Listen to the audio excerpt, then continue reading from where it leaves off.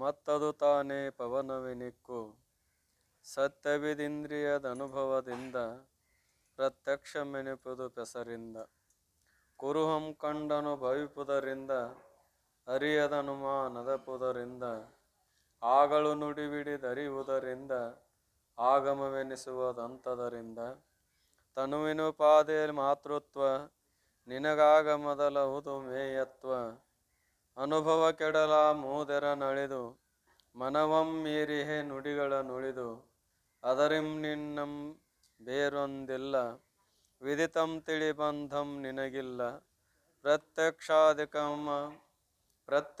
ಪ್ರತ್ಯಕ್ಷಾಧಿಕಮಂ ನೆರೆ ಬಿಟ್ಟು ನಿತ್ಯ ಸುಖದೊಳಿರು ನಿಜವಳವಟ್ಟು.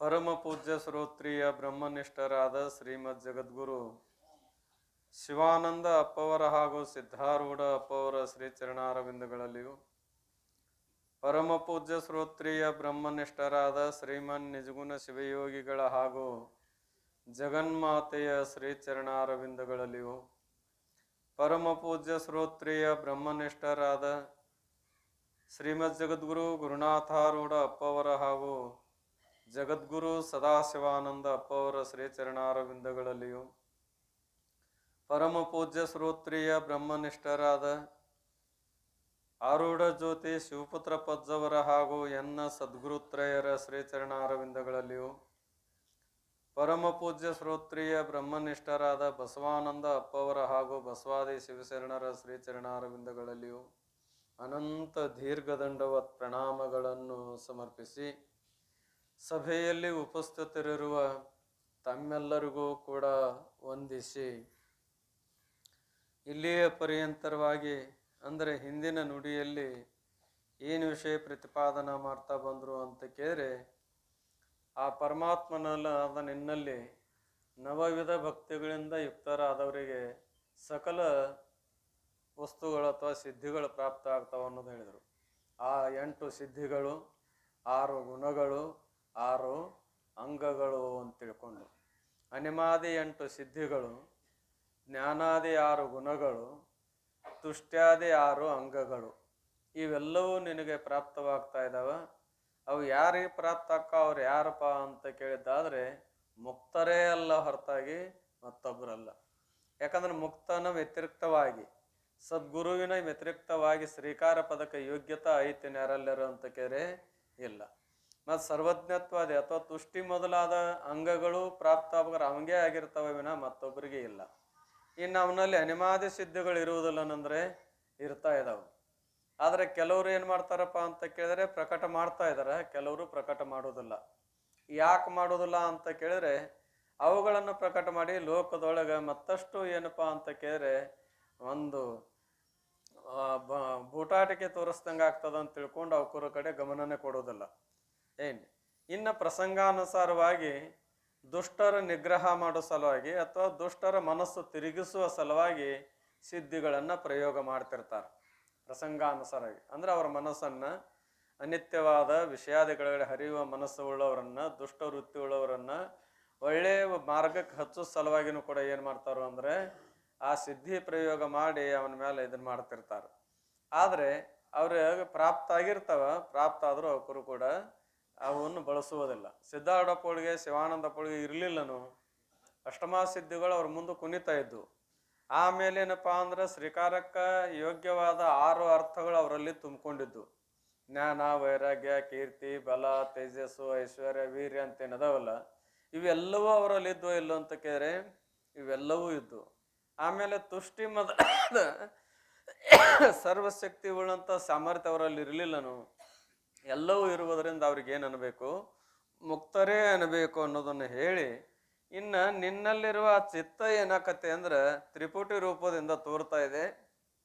ಆ ತ್ರಿಪುಟಿಯನ್ನು ನೇತಿಗಳದು ನೋಡಿದಾಗ ತ್ರಿಪುಟ ರಹಿತವಾದ ಪರಬ್ರಹ್ಮ ಸ್ವರೂಪವೇ ನೀನಲ್ಲ ಹೊರತಾಗಿ ನಿನ್ನ ಬಿಟ್ಟು ಏನು ಇಲ್ಲ ಅನ್ನುವಂಥದ್ದನ್ನು ಈ ನುಡಿಯಲ್ಲಿ ಪ್ರತಿಪಾದನೆ ಮಾಡ್ತಾ ಇದ್ದಾರೆ. ನೇರವಾಗಿ ತಾತ್ಪರ್ಯಕ್ಕೆ ಬರ್ತೇನೆ ನೋಡ್ರಿ. ಎಲೈ ಶಿಷ್ಯನೇ, ನಿನ್ನ ಚಿದ್ರೂಪವೇ ಅಜ್ಞಾನದಲ್ಲಿ ಪ್ರತಿಬಿಂಬಿಸಿ ಜೀವ ಎನ್ನೆನಿಸಿತು. ನಿನ್ನ ಚಿದ್ರೂಪವೇ ಅಂದ್ರೆ ನಿನ್ನ ಚೇತನ ಸ್ವರೂಪವೇ ಅವಿದ್ಯೆಯಲ್ಲಿ ಪ್ರತಿಬಿಂಬಿಸಿ ಅಥವಾ ಅಜ್ಞಾನದಲ್ಲಿ ಪ್ರತಿಬಿಂಬಿಸಿ. ಅಂದರೆ ಯಾವ ಅಜ್ಞಾನ ಅಂತ ಕೇಳಿ ವ್ಯಷ್ಟಿ ಅಜ್ಞಾನ. ಅಜ್ಞಾನ ಸಮಷ್ಟಿ ಅಜ್ಞಾನ, ವ್ಯಷ್ಟಿ ಅಜ್ಞಾನ ಅಂತ ಎರಡು. ಇಲ್ಲ ಸಮಷ್ಟಿ ಅಜ್ಞಾನ ಅಂತಾರ, ವ್ಯಷ್ಟಿ ಅವಿದ್ಯಾ ಅಂತಾರ. ಅವಿದ್ಯೆ ಅಂದ್ರೆ ಏನು, ಅಜ್ಞಾನ ಅಂದ್ರೆ ಏನು, ಪರ್ಯಾಯ ನಾಮಗಳು. ಪ್ರಕೃತಿ ಅಂತಾರ, ಸಮಷ್ಟಿ ವ್ಯಷ್ಟಿ. ಎಲ್ಲೋ ಪ್ರಕೃತಿ ಹೇಳಿದ್ವಿ, ಸಮಷ್ಟಿ ಪ್ರಕೃತಿ, ವ್ಯಷ್ಟಿ ಪ್ರಕೃತಿ. ಅಜ್ಞಾನ ಹೇಳಿದ್ವಿ ಅಂದ್ರೆ ಸಮಷ್ಟಿ ಅಜ್ಞಾನ, ವ್ಯಷ್ಟಿ ಅಜ್ಞಾನ. ಅವಿದ್ಯೆ ಹೇಳಿದ್ವಿ ಅಂದ್ರೆ ಸಮಷ್ಟಿ ವಿದ್ಯಾ, ವ್ಯಷ್ಟಿ ಅವಿದ್ಯೆ. ಅವಿದ್ಯಾ ಅಂತೂ ಕೂಡ ಕರೆದದ್ದು ವಿಚಾರ ಸಾಗರದೊಳಗೆ ಎರಡನೇ ತರಂಗದಲ್ಲಿ ಅವಿದ್ಯಾ ಲಕ್ಷಣ ಮಾಡಿದ್ದಾರೆ. ಅವಿದ್ಯಾದ ಲಕ್ಷಣ ಮಾಡ್ಕೊಂಡ್ ಬಂದಿದ್ದಾರೆ. ಅವಿದ್ಯಾದ ಲಕ್ಷಣ ಏನು ಮಾಡ್ಯಾರ ಅಲ್ಲಿ ವಿಚಾರ ಸಾಗರದಲ್ಲಿ ಅಂತ ಕೇಳಿದ್ರೆ, ಜೋ ವಿಚಾರ ಕಿಯೇ ಹುಯೇ ಹೋವೆ ನಹಿ ಸೋ ಅವಿದ್ಯಾ ಕಹೇ ಅಂತ. ಯಾವುದನ್ನು ಕುರಿತು ವಿಚಾರ ಮಾಡಲಿಕ್ಕೆ ಹೋದರೆ ಅಸ್ತಿತ್ವ ಸಿಗುವುದಿಲ್ಲವೋ ಅದಕ್ಕೆ ಏನನ್ನಬೇಕು, ಅವಿದ್ಯೆ. ಅದರಲ್ಲಿ ಏನಪ್ಪಾ ಅಂದ್ರೆ ಎರಡು ಪ್ರಕಾರಗಳಾಗಿರುತ್ತವೆ. ಅವಿದ್ಯೆ ಮೇ ದೋ ಪ್ರಕಾರ ಹೈ, ಒಂದು ಕಾರಣ ವಿದ್ಯೆ, ಒಂದು ಕಾರ್ಯವಿದ್ಯೆ. ಕಾರಣ ವಿದ್ಯೆ ಅಂದ್ರೆ ಅದಕ್ಕೆ ಅನ್ಬೇಕಂದ್ರೆ ಬ್ರಹ್ಮ ಸ್ವರೂಪದ ಆಶ್ರಯದಲ್ಲಿದ್ದು ಬ್ರಹ್ಮನನ್ನ ತಿಳಿಯಗೊಡಲಾರದಂತೆ ಮಾಡಿದ್ದಕ್ಕೆ ಏನನ್ಬೇಕು, ಕಾರಣ ವಿದ್ಯೆ. ಆಯಾಯ ಜೀವಿಗಳ ಆಶ್ರಯದಲ್ಲಿದ್ದುಕೊಂಡು ಜೀವಿಗಳ ಸ್ವರೂಪವನ್ನು ತಿಳಿಗೊಳ್ಳಾರ್ದಂಗೆ ಮಾಡಿದ್ದಕ್ಕೆ ಏನನ್ಬೇಕು, ಕಾರ್ಯವಿದ್ಯಾ ಅಂತಾರ. ಅದಕ್ಕೆ ಅವಿದ್ಯಾ, ಅಸ್ಮಿತ, ರಾಗ, ದ್ವೇಷ, ಅಭಿನಿವೇಶ ಇವು ಜೀವನ ಪಂಚಕ್ಲೇಶಗಳು ಅದಾವು. ಅಂದ್ರೆ ಜೀವ ಬ್ರಹ್ಮರ ಅಭೇದ ಸಂಭವಿಸುವುದಿಲ್ಲ ಅನ್ನುವಾಗ ಈ ವಿಷಯ ಬಂದದ. ವಿಷಯದ ಖಂಡನ ಮಾಡುವಾಗ, ಏನು ಖಂಡನ ಮಾಡುವಾಗ, ವಿಷಯದ ಖಂಡನ. ವಿಷಯ ಅಂದ್ರೆ ಯಾವ್ದಕ್ಕೆ ಅನ್ಬೇಕು, ಜೀವ ಬ್ರಹ್ಮರ ಐಕ್ಯಕ್ಕೆನೆ ವಿಷಯ ಅನ್ನಬೇಕು ಅಂತ. ಜೀವ ಬ್ರಹ್ಮರ ಐಕ್ಯವೇ ವಿಷಯ, ಇದು ಸಂಭವಿಸುವುದಿಲ್ಲ ಅಂತ ಎರಡನೇ ತರಂಗದಲ್ಲಿ ಅನುಬಂಧ ಚತುಷ್ಟಯದ ವಿಶೇಷ ವರ್ಣನ ಅಂತ ಪ್ರತಿಪಾದನೆ ಮಾಡಿದ್ದಾರೆ. ಅಲ್ಲಿ ಖಂಡನ ಮಂಡನ ಅಂದ್ರೇನು, ಅನುಬಂಧ ಚತುಷ್ಟಯಗಳೇ ನಿಮ್ಮ ಗ್ರಂಥಕ್ಕೆ ಸಂಭವಿಸುವುದಿಲ್ಲ, ನಿಮ್ಮ ಗ್ರಂಥ ಬರ್ಯಾಕೆ ಹೋಗ್ಬೇಡ್ರಿ, ನಿಷ್ಫಲದ ಅಂತ ನಾವು. ಯಾಕಪ್ಪ ಅಂದಾಗ ಹೇಳಿದ ನಾವು. ಪುನಃ ಅವ 4 ಖಂಡನ ಮಾಡ ಮಾಟ ಸುಮ್ಮನೆ ಕುಂತ್ರು, ಆಯ್ತು ನಿನ್ನ ಕೆಲಸ ಅಂದ್ರು. ಏನು ಮಾಡೋದು, ಸಂಭವಿಸುವುದಿಲ್ಲ ಅನ್ನೋದು ಆಯ್ತು ಅನ್ನೋದು ಆಯ್ತು ಅಂದ. ಇನ್ನು ಹೊಳ್ಳಿ ಕೇಳಿ ನಾ ಹೇಳ್ತಾನೆ ಅಂತ ತಿಳ್ಕೊಂಡು ಮಂಡನ ಮಾಡಲಿಕ್ಕೆ ಆರಂಭ ಮಾಡಿದರು. ಅವ ಖಂಡನ ಮಾಡುವಾಗ ಏನಂದ ಅಂದರೆ, ಜೀವ ಬ್ರಹ್ಮರಿಗೆ ಐಕ್ಯ ಹೇಳಬೇಕಾರ, ಏಕತ್ವವನ್ನು ಹೇಳಬೇಕಾರ ಇಬ್ಬರಲ್ಲಿ ಸಮತ್ವ ಬೇಕೋ ಏನು ವಿಷಮತ ಇರಬೇಕೋ, ಸಮತ್ವ ಬೇಕು. ಆ ಬ್ರಹ್ಮ ಪಂಚಕ್ಲೇಶ ರಹಿತ, ಜೀವ ಪಂಚಕ್ಲೇಶ ಸಹಿತ. ಬ್ರಹ್ಮ ವ್ಯಾಪಕ, ಜೀವ ಪರಿಚ್ಛಿನ್ನ. ಬ್ರಹ್ಮ ಏಕ, ಜೀವ ಅನೇಕ. ಅನೇಕಕ್ಕೂ ಏಕಕ್ಕೂ, ಪರಿಚ್ಛಿನ್ನಕ್ಕೂ ವ್ಯಾಪಕಕ್ಕೂ, ಕ್ಲೇಶರಹಿತಕ್ಕೂ ಕ್ಲೇಶ ಸಹಿತಕ್ಕೂ ಎಂದಾದರೂ ಅಭೇದ ಸಂಭವಿಸಬಹುದು ಅಂದ್ರೆ ಸಾಧ್ಯವೇ ಇಲ್ಲ ಅನ್ನುವಾಗ ಇಲ್ಲಿ ಅಸ್ಮಿತ ಅವಿದ್ಯ, ಅಸ್ಮಿತ, ರಾಗ, ದ್ವೇಷ, ಅಭಿನಿವೇಶ ಪಂಚಕ್ಲೇಶ ಹೇಳುವಾಗ ಅವಿದ್ಯೆ ಅಂದ್ರೆ ಏನು ಸ್ವೀಕಾರ ಮಾಡ್ಬೇಕಂತ ಹೇಳೋ ಸಲುವಾಗಿ ಅಲ್ಲಿ ಅವಿದ್ಯದ ಲಕ್ಷಣ ಮಾಡ್ಬೇಕಾಯ್ತು. ಅವಿದ್ಯೆ ಗ್ರಹಣ ಮಾಡಲ್ಲ. ಇಲ್ಲಿ ಅವಿದ್ಯೆ ಅಂದ್ರೆ ಯಾವ ಅವಿದ್ಯಪ್ಪ, ಕಾರ್ಯ ಅವಿದ್ಯೆಯನ್ನು ಗ್ರಹಣ ಮಾಡ್ಬೇಕ ಹೊರತಾಗಿ ಕಾರಣ ಅವಿದ್ಯೆಯನ್ನ ಗ್ರಹಣ ಮಾಡಬಾರದು. ಅದಕ್ಕೆ ಮೂಲ ಅವಿದ್ಯೆ ಅಂದ್ರರೇ ಅದಕ್ಕೆ ಅನ್ಬೇಕು ಅಂತ ಅಲ್ಲಿ ಲಕ್ಷಣ ಮಾಡಿದ್ರು. ವಿಚಾರ ಕಿಯೇ ಹುಯೇ ಹೋವೆ ನಹಿ, ಯಾವುದನ್ನು ಕುರಿತು ವಿಚಾರ ಮಾಡಲಿಕ್ಕೆ ಹೋದರೆ ಇರುವುದಿಲ್ಲವೋ ಅದಕ್ಕೆ ಏನನ್ಬೇಕು, ಅವಿದ್ಯಾ. ಮಾಮನ ಕತೆ ಕೇಳಿರಿ ನೀವು, ಯಾರ ಕತೆ ರೀ, ಮಾಮನ ಕತೆ. ಈ ಊರು ಮಾಮನ ಕತೆ ಅಲ್ಲ, ಎಲ್ಲಾರನ್ನು ಮುರಿದು ಮುದ್ದಿ ಮಾಡಿದಂಥ ಮಾಮನ ಕತೆ ಕೇಳಿದ್ದೇವೆ. ಏನು ಅದಕ್ಕೊಂದು ಹೋಲಿಕೆ ಕೊಟ್ಟು ತಿಳಿಸಿದ್ದಾರೆ. ಒಬ್ಬ ಮನುಷ್ಯ ಇಡೀ ಊರಿಗೆ ಬೇಸರ ಆದ, ಒಂದು ಮನಿಗಲ್ಲ, ಒಂದು ಓಣಿಗಲ್ಲ, ಇಡೀ ಊರಿಗೆ ಬೇಸರ ಅದ. ಯಾಕಂದ್ರೆ ಕಳುವು ಮಾಡೋದು, ಸುಳ್ಳು ಹೇಳೋದು, ತಗಲು ಮಾಡೋದು, ಜಗಳ ಹಚ್ಚೋದು, ಇಂಥದ್ದೆಲ್ಲ ಮಾಡಿ ಮನ್ಯಾಗ ಬೇಡದ. ಆಮೇಲೆ ಮನೆ ಬಿಟ್ಟು ಅಡ್ಡಾಡಕತ್ತ, ಓನ್ಯಾಗ ಬೇಡದ, ಮತ್ತು ಕೊನೆಗೂ ಊರಾಗ ಬೇಡದ. ಇನ್ನು ಇಡೀ ಊರಿಗೆ ಬೇಡಾದ್ಮೇಲೆ ಇರೋದು ಕಷ್ಟ ಆಯ್ತಲ್ಲ. ಅಗದಿ ಅವ ಏನಪ್ಪ ಅಂದ್ರೆ ದೊಡ್ಡ ಏನಪ್ಪ ಅಂದ್ರೆ ಹೈ ಲೆವೆಲ್ ಮಿನಿಸ್ಟರ್ ಇರೋಕ್ಕೆಲ್ಲ ಹಂಗಿರ್ತಿದ್ದ. ಗಿರಿಬಿ ಎಲ್ಲ ಅಷ್ಟು ಮುಂದೆ ಸಂಚಾರ ಮಾಡ್ಕೊಂತ ಬರ್ತಿದ್ದ. ಒಂದು ಊರಿಗೆ ಬರುತ್ತಲೇ ಹುಡುಗರು ಆಟ ಆಡ್ತಾ ಇದ್ದು. ದೊಡ್ಡ ಮನೆತನ, ದೊಡ್ಡ ನೌಕರಸ್ಥನ ಮನೆ, ಒಳ್ಳೆ ನೋಡಕ್ಕೆ ಚಂದ ಇತ್ತು. ಹುಡುಗರು ಆಡ್ತಿದ್ದು. ಅಲ್ಲಿ ಬಂದು ನಿಂತ, ಕೈಯಾಗ ಕೈ ಚೀಲದ, ಅಗದಿ ಶಿಸ್ತು ಅರಿವಿ ಹಾಕ್ಯಾನ. ಹುಡುಗರು ಬಂದು ಯಾರ್ರಿ ನೀವು ಅಂತ ಕೇಳಿದ್ರು. ಹುಡುಗರು ಬಂದು ಯಾರ್ರಿ ನೀವು ಅಂತ ಕೇಳಿದ್ರು. ನಾನು ಮಾಮ ಅಂದವ, ಯಾಕಮ್ಮನ ಹೆಸರ ಮಾಮ ಇತ್ತು. ಏನು ನಾ ಮಾಮ ಅಂದ. ಹುಡುಗರಿಗೆ ಸಾಮಾನ್ಯವಾಗಿ ವ್ಯವಹಾರದ ಜೀವನದಲ್ಲಿ ಅಪ್ಪ ಕಾಕ ಅಣ್ಣ ತಮ್ಮ ದಾಜ್ಜ ಮುತ್ತಜ್ಜರ್ಕಿಂತಲೂ ಪ್ರೀತಿಗೆ ಪಾತ್ರ ಯಾರ್ರಿ? ಮಾಮ. ಏನು ಮಾಮ ಮಾಮ ಅಂದ ಕೂಡಲೇ ಒಳಗೆ ಹೋಗಿ ಬರ್ರಿ ಬರ್ರಿ ಅಂದು ಹುಡುಗರು ಅವನಿಗೆ ಹೋದ. ಒಳಗೆ ಹೋಗಿ ಅವ್ರು ಹೋಗಿ ಹೇಳಿತು ಹುಡುಗ, ಯಾವ ಮಾಮ ಬಂದಾನು ಅಂತ. ಮತ್ತು ಮಾಮ ಕಾಕ ಬಂದನ್ ದೊಡ್ಡಪ್ಪ ಅಂದ್ರೆ ಹೊರಗೆ ಬರ್ತಿದ್ದಿಲ್ಲ ಅವರು. ಮಾಮ ಬಂದನುಗ್ಲು ಅರ್ಬಾಡ್ಸೆ ಬಂದು ಹೆಣ್ಮಗಳು ಹೊರಗೆ, ಅಂದ್ರೆ ಅಣ್ಣ ಬಣ್ಣು ಏನು ತಮ್ಮ ಬಣ್ಣು ಅಂತ ತಿಳ್ಕೊಂಡು ಬರೋದ್ರೊಳಗೆ ಗುರ್ತು ಹತ್ತಲಿಲ್ಲ, ಅಂದ್ರೆ ಅಣ್ಣ ಅಲ್ಲ ತಮ್ಮನೂ ಅಲ್ಲ. ಹಂಗಾರೆ ನಮ್ಮ ಮನೆಯವ್ರ ಮಾಮ ಇರಬೇಕು ಅಂತ ತಿಳ್ಕೊಂಡು ಬರ್ರಿ ಬರ್ರಿ ಅಂತ ಕರೆದ್ರು. ನೀರು ಕೊಟ್ಟು, ಯಾಕಂದ್ರೆ ಅಷ್ಟೇ ಸಿಸ್ಟಮ್ನೇ ಇದ್ದ. ಏನ್ರಿ ನೀರು ಕೊಟ್ಟು ಉಪಚಾರ ನಡೀತು. ಆಮೇಲೆ ಏನಪ್ಪ ಅಡಿ ಮೇಲೆ ಹಾಸಿ ಕೊಟ್ಟರು, ಎಲ್ಲ ನಡೀತು. ಆಮೇಲೆ ಪತಿದೇವ ನೌಕರಿಯಿಂದ ಮನೆಗೆ ಬಂದ ಕೂಡಲೇ ಕೈಕಾಲು ನೀರು ಕೊಟ್ಟು ಎಲ್ಲ ಮಾಡಿ ಮಾಮ ಬಂದಾನ್ರಿ ಅಂದು. ಚಲೋ ಆತು ಬಿಡಂದು. ಹಂಗಾರೆ ಅವನ ಹೆಂಡತಿ ಮಾಮ ಇರ್ಬೇಕು ಅಂತ ಅವ ತಿಳ್ಕೊಂಡ. ಈಕೆ ಏನು ತಿಳ್ಕೊಂಡಾಳ? ನನ್ನ ಗಂಡನ ಕಡೆ ಮಾಮ ಇರಬೇಕು. ಆವೇನು ತಿಳ್ಕೊಂಡ? ನನ್ನ ಹೆಂಡತಿ ಕಡೆ ಇರಬೇಕು. ಅಲ್ಲಿ ಅವರು ಯಾರು ನಿಮ್ಮ ಮಾವ ಹೆಂಗಂತ ಹಿಂಗೆ ಕೇಳೋದು ಹೆಂಗ್ರಿ? ಮತ್ತೆ ಯಾರನ್ನಾದ್ರೂ ಕೇಳ್ಬೇಕಾಗಿತ್ತು. ಅದರಾಗ ಹೆಂಡತಿನ ಮಾಮ ಅಂದ್ಕೊಳ್ಳಿ, ಹೆಂಡತಿ ಮಾಮ ಅಂದ್ಕೊಳ್ಳಿ ಕೇಳೋದು ಹೆಂಗೆ ಗಪ್ಪ ಅದ. ನಡೀತ್ರಿ ಉಪಚಾರ ಮಾವಂದು. ವಾರ ಹೋತು. ವಾರದೊಳಗೆ ಮತ್ತು ಓನ್ಯಾಗ ಅಡ್ಡಾಡಕ್ಕೆ ಶುರು ಮಾಡಿದ. ಗೆಳೆತನ ಬೆಳೀತದ. ಪಟ್ಟಿ ಅಂಗಡಿ ಇತ್ತು. ಆರಾಮ್ ನಾಷ್ಟ ಮಾಡವ, ಊಟ ಮಾಡವ, ಪಟ್ಟಿ ಅಂಗಡಿ ಹೋಗವ, ಸಿಗರೇಟ್ ತೊಗೊಳವ, ಪಟ್ಟಿ ಹಾಕ್ಕೊಳವ, ಉದ್ರಿ ಹಸ್ಸವ. ನಮ್ಮ ಹಳ್ಯಾರ ಕೊಡ್ತಾರ್ರಿ ಅಂತ ತಿಳ್ಕೊಂಡು ಉದ್ರಿ ಹತ್ಸವ. ಅದು ಉದ್ರಿ ಮಾಡ್ತಾ ತಿಂಗಳಾದ್ರೂ ಕೊಡಾಕ್ತಾರಲ್ಲ, 5-10 ರೂಪಾಯಿ ಉದ್ರಿ ಆತ್ರಿ. ಎದರ್ದು? ಬರೀ ಸಿಗರೇಟು ಪಟ್ಟಿದು. ಆಮೇಲೆ ಆ ಪಟ್ಟಿ ಅಂಗಡಿ ಮತ್ತು ಅದ್ರ ಮೇಲೆ ಕೆಲಸ ಮಾಡವ ಪಾಪವ. 4 ದುಡ್ಡು ಬಂದ್ಕೂಲೆ ಮತ್ತೆ ಇದನ್ನು ಮಾಡವ. 5-6 ಸಾವಿರ ರೂಪಾಯಿ ಪಟ್ಟಿ ಅಂದ್ರೆ ಬಿಲ್ ಆದರೂ ಕೊಡಾಕ್ತಾ ಇರಲ್ಲ. ಕೊನೆಗೆ ತಡದು ದೊಡ್ಡ ನೌಕರಸ್ಥರ ಬೀಗರು ಕೇಳೋದು ಹೆಂಗಪ್ಪ, ಇರಲಿ ಇಂದು ಕೊಡಿಸ್ಯಾರ ನಾಳೆ ಕೊಡಿಸ್ಯಾರ ಸುಮ್ಮನೆ ಇದ್ದ. ಕಡೆಗೆ ಮಿಕ್ಕಿ ಬಂತು. ಆಫೀಸರ್ನ ಕೇಳಿದ್ರು. ಸರ ಅಂದರು. ಯಾಕಪ್ಪ ಅಂದು, ನಿಮ್ಮ ಮಾವಾರು 5,000 ರೂಪಾಯಿ ಬಿಲ್ ಮಾಡ್ಯಾರಿ, ಇವತ್ತು ನಾಳೆ ಅಂತಾರ ಕೊಡಾಕ್ತಾ ಇರಲ್ಲ, ಮತ್ತೆ ಹೆಂಗ್ರಿ ಅಂದು. ಕಣ್ಣ ಕೆಂಪಾದವ್ರು ಅವನು. ಮನೆಯಾಗ ಇಷ್ಟೆಲ್ಲ ಮತ್ತು ಉಂಡು ತಿಂದು ಆರಾಮ. ಮತ್ತು 5-6 ಸಾವಿರ ರೂಪಾಯಿ ಬಿಲ್ ಅಂದ್ಕೂಲೆ ಕಣ್ಣ ಕೆಂಪದು. ಮನೆಗೆ ಬಂದ. ಅವನು ಕೇಳಿಲ್ಲ. ಅವ ಆರಾಮ ಮ್ಯಾಲ ಕುಂತಿದ್ದ.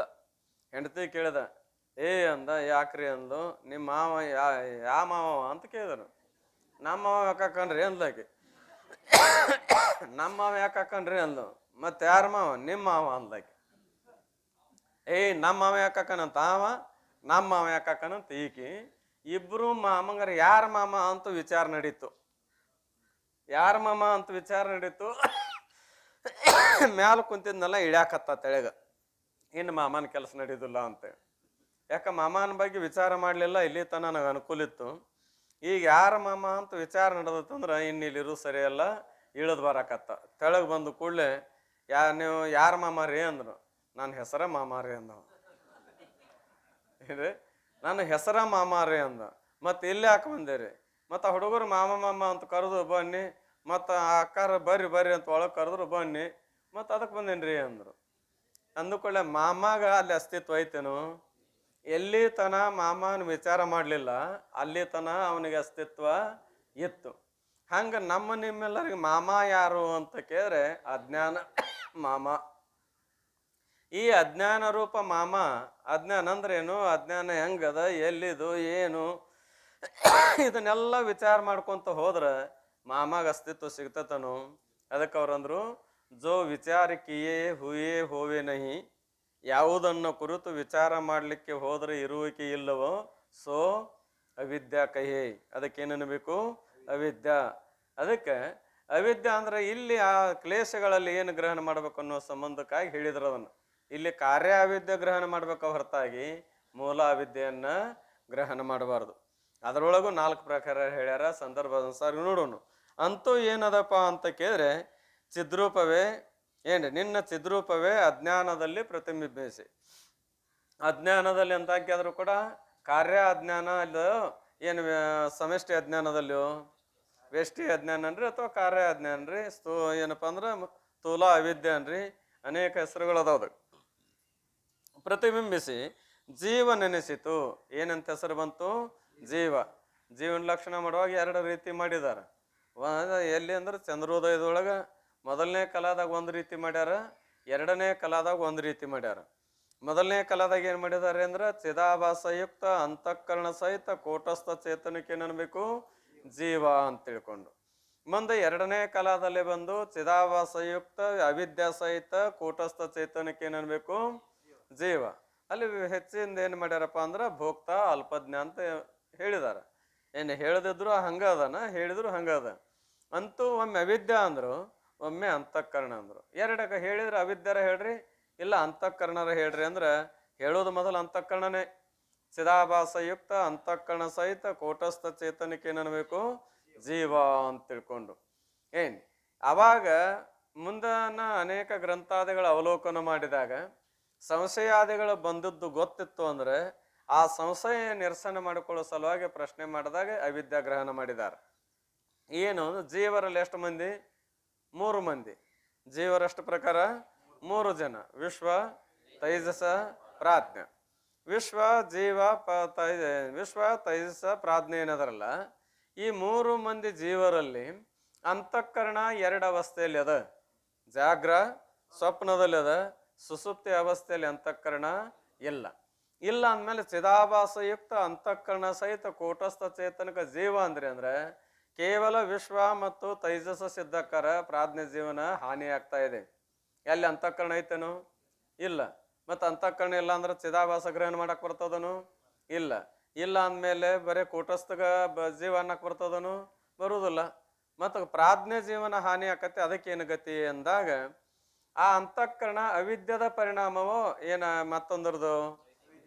ಅವಿದ್ಯದ ಪರಿಣಾಮ. ಅವಿದ್ಯದ ಪರಿಣಾಮ ಅವಿದ್ಯಾ ರೂಪನೋ ಅವಿದ್ಯದಕ್ಕಿಂತಲೂ ಭಿನ್ನವೋ?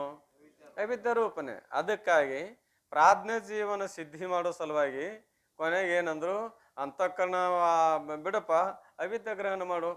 ಚಿದಾಭಾಸಯುಕ್ತ ಇದು ಅವಿದ್ಯಾ ಸಹಿತ ಕೂಟಸ್ಥ ಚೇತನಕ್ಕೆ ಅಂದ್ರು ಜೀವ ಅಂತ ಕರೆದ್ರು.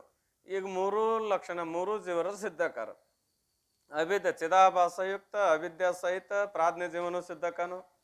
ಮತ್ತು ಅಂತಃಕರಣ ರೂಪ ಪರಿಣಾಮ ಹೇಳಿದಾಗ ಅವಿದ್ಯಾನದ ಮತ್ತೇನಾರು ಅವಿದ್ಯೆನೇ ಇರುವುದರಿಂದ ಏನು ಹೇಳ್ತಾರೋ ಯಾರು ವಿಶ್ವ ತೈಜಸ ಅವರು ಕೂಡ ಸಿದ್ಧಿ ಆಗ್ತಾರೋ ಅಂತ ಹೇಳಿದ್ದಕ್ಕಾಗಿ ಇಲ್ಲಿ ಯಾಕೆ ಹೇಳೋದು ಬಂತಂದ್ರೆ ಅಜ್ಞಾನದಲ್ಲಿ ಪ್ರತಿಬಿಂಬಿಸಿದ ಜೀವವೆನಿಸಿತು.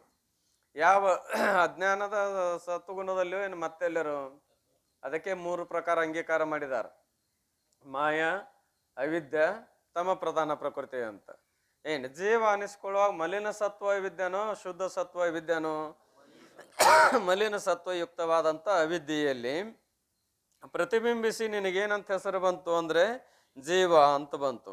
ಇನ್ನು ಅದೇ ಜೀವನು ಅದೇ ಅವಿದ್ಯಾ ಪರಿಣಾಮಗೊಂಡು ಅಂತಃಕರಣವಾದಾಗ ಆ ಅಂತಃಕರಣದಿಂದ ಒಡಗೂಡಿಕೊಂಡಿರುವುದರಿಂದ ಆ ಜೀವನಿಗೆ ಏನಂತ ಹೆಸರು ಬಂತು? ಪ್ರಮಾತೃ ಅಂತ ಕರೀತಾರ. ಅಂತಃಕರಣ ವಿಶಿಷ್ಟ ಚೇತನಕ್ಕೆ ನೆನಬೇಕು ಪ್ರಮಾತೃ ಅಂತಾರ. ಪ್ರಮಾತೃ. ಅಂತಃಕರಣ ವೃತ್ತಿ ಅವಚ್ಛಿನ್ನವಾಗಿ ಪ್ರಮಾಣವೆನಿಸಿತು. ಅದೇ ಜೀವ ಅಂತಃಕರಣ ವೃತ್ತಿ ಅವಚ್ಛಿನ್ನ ಅಂದ್ರೆ ಅಂತಃಕರಣದಿಂದ ಪರಿಣಾಮಗೊಳ್ಳಲ್ಪಟ್ಟಂತ ಏನು ವೃತ್ತಿ ಅದ, ಆ ವೃತ್ತಿ ಎಷ್ಟು ದೇಶದಲ್ಲಿರುವುದೋ ಅಷ್ಟು ದೇಶದಲ್ಲಿರುವ ಚೇತನವನ್ನ ಅಳತೆಗೆ ತಂದು ಕೊಡುವುದರಿಂದ ಅದಕ್ಕೆ ಯಾವ ಚೇತನ ಅಂತಾರ? ವೃತ್ತಿ ಅವಚ್ಛಿನ್ನ ಚೇತನ ಅಂತ. ಅವಚ್ಛಿನ್ನ ಪದಕ್ಕೆ ಅರ್ಥ ಉಪಾಧಿಯು ತಾನು ಎಷ್ಟು ದೇಶದಲ್ಲಿ ಇರುತ್ತದೆಯೋ ಅಷ್ಟು ದೇಶದಲ್ಲಿರುವ ಚೇತನವನ್ನ ಅಳತೆಗೆ ತಂದು ಕೊಡುವುದರಿಂದ ಅದಕ್ಕೆ ಏನಂತ ಕರೀತಾರ? ಅವಚ್ಛಿನ್ನ ಅಂತಾರ. ಉಪಾಧಿಯು ತಾನು ಎಷ್ಟು ದೇಶದಲ್ಲಿರುತ್ತದೆಯೋ, ಅಂತಃಕರಣ ಪರಿಣಾಮಗೊಂಡಂಥ ವೃತ್ತಿಯು ತಾನು ಎಷ್ಟು ದೇಶದಲ್ಲಿರುತ್ತದೆಯೋ ಅಷ್ಟು ದೇಶದಲ್ಲಿರುವ ಚೇತನವನ್ನ ವ್ಯಾಪಕ ಚೇತನ ಪರಿಚಿನ್ನವೋ? ವ್ಯಾಪಕ. ಆದ್ರೆ ಆ ವೃತ್ತಿ ತನ್ನಗೆ ಆಶ್ರಯಭೂತವಾದ ಅಷ್ಟೇ ಚೇತನಕ್ಕೆ ಏನಂತ ಹೆಸರು ಕೊಡ್ತಾ ಇದೆ? ವೃತ್ತಿ ಅವಚ್ಛಿನ್ನ ಚೇತನ ಅಂತಾರ. ಅದಕ್ಕೆ ಪ್ರಮಾಣ ಚೇತನ ಅಂತ ಕರೀತಾರೆ. ಅದಕ್ಕೆ ಏನಂತ ಕರೀತಾರ? ಪ್ರಮಾಣ ಚೇತನ ಅಂತ ಕರೀತಾ ಇದಾರೆ. ಪ್ರಮಾಣವೆನಿಸಿತು ಘಟಾದ್ಯವಚ್ಛಿನ್ನವಾಗಿ ಅದೇ ಜೀವರೂಪ ಚೇತನ ನಿನ್ನ ಸ್ವರೂಪವೇ, ನಿನ್ನ ನಿಜವೇ ಅಜ್ಞಾನದಲ್ಲಿ ಪ್ರತಿಬಿಂಬಿಸಿ ಜೀವ ಏನು ಅನಿಸ್ಕೊಂಡದಲ್ಲ, ಅದೇ ಜೀವನು ಅಂತಃಕರಣ ವಿಶಿಷ್ಟನಾದಾಗಿನದ ಅಂದ್ರೆ ಅಂತಃಕರಣ ರೂಪ ಉಪಾಧಿಯು ತಾನು ಎಷ್ಟು ದೇಶದಲ್ಲಿರ್ತದ ಅಷ್ಟು ದೇಶದಲ್ಲಿ ವಿಶಿಷ್ಟವಾದಂಥ ಚೇತನಕ್ಕೆ ಏನಂದ್ರು ಪ್ರಮಾತೃ ಅಂದ್ರು. ಅದರದ ಪರಿಣಾಮಗೊಂಡು ವೃತ್ತಿ ಚಿನ್ನದಿಂದ ಕೂಡಿಕೊಂಡದ್ದಕ್ಕಾಗಿ ಪ್ರಮಾಣ ಅಂದ್ರು.